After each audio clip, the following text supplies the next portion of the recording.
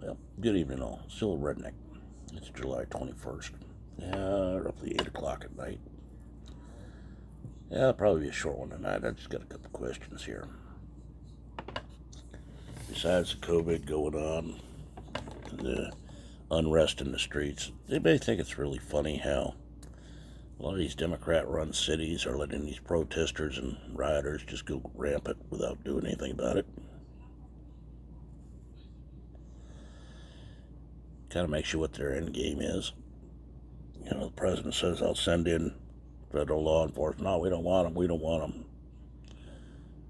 Keep them away there. We're handling this. Okay? Yeah, like you handle a spoiled child by giving them exactly what they want.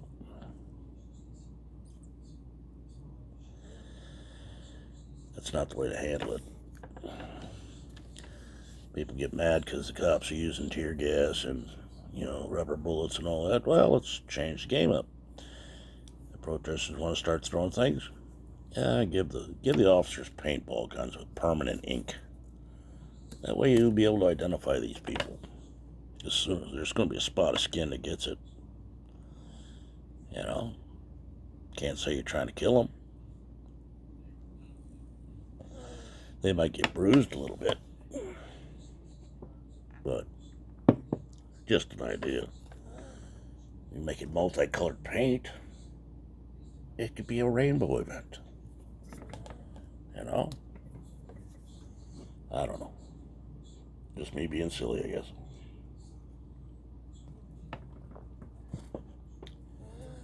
The other thing is, okay, this COVID thing, now they blame it all on Trump. It's all Trump's fault, blah, blah, blah, blah, blah. Of course it would be. But that's neither here nor there. There is a problem there, but we're not going to solve it by screaming at each other. Have these Republicans and Democrats ever thought if they worked together we might be able to solve this a lot quicker? But not be an election year. Why work together? That's not what really bothers me.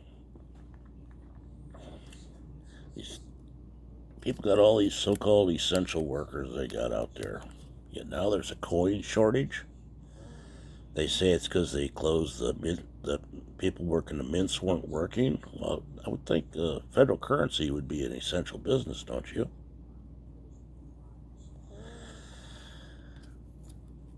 Why is that not? What's with this all of a sudden coin shortage? Are they trying to phase out our money so we're all stuck to using debit cards and being tracked everywhere you go? So a kid comes by to cut your yard, you gotta say, okay, bring out your card reader so I can run my card through it. Is it a way of just making us be a cashless society? I don't like that. I don't like that one bit. There's a couple reasons for it. One reason is what happened this last weekend. Used my debit card to pay a few of my bills. Went out to do some shopping. Did that. Went to pay for my wife's meds at the pharmacy. Card got denied 3 times. My wife's card had just been denied at Walmart pharmacy 3 times, even though there's money in the bank. Reason being is because we used the card so much that day, the bank put a hold on things till we texted them that we authorized it. You know how embarrassing that is when you're trying to run your card and it says, no good, no good, no good. And then you find out when you check your phone, oh, the bank was just verifying for your safety. I can respect that and all that, but it might be easier to make a phone call. People don't always have their text messages alerts turned on.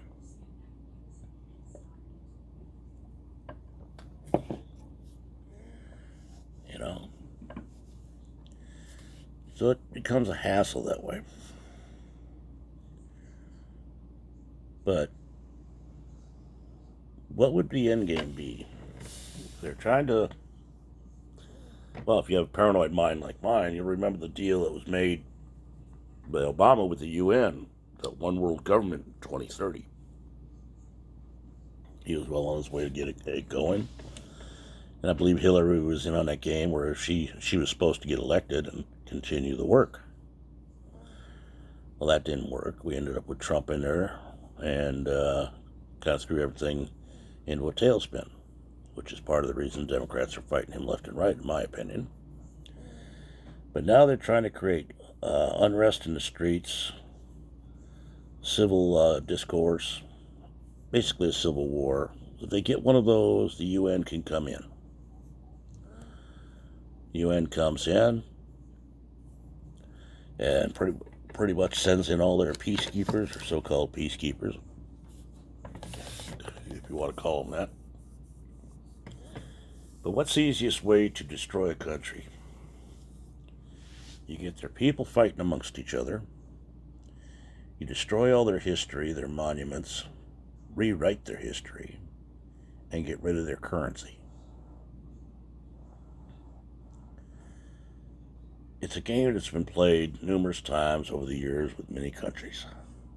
We've done it. Our enemies have done it. Countries that are no longer around have done it. And a lot of these gullible fools are falling for it. Now, maybe I'm wrong. Maybe I'm seeing shadows where there ain't none.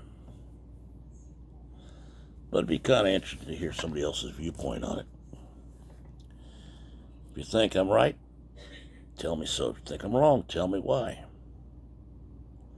I just think it's an awful funny coincidence that you're seeing these signs showing up.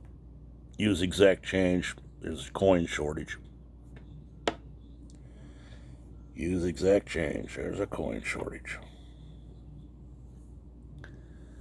Makes me wonder. Then when I do some research and find out the mints are only running at 10% because they weren't essential for the workers to come in, that strikes you as odd. Strikes me as odd anyway.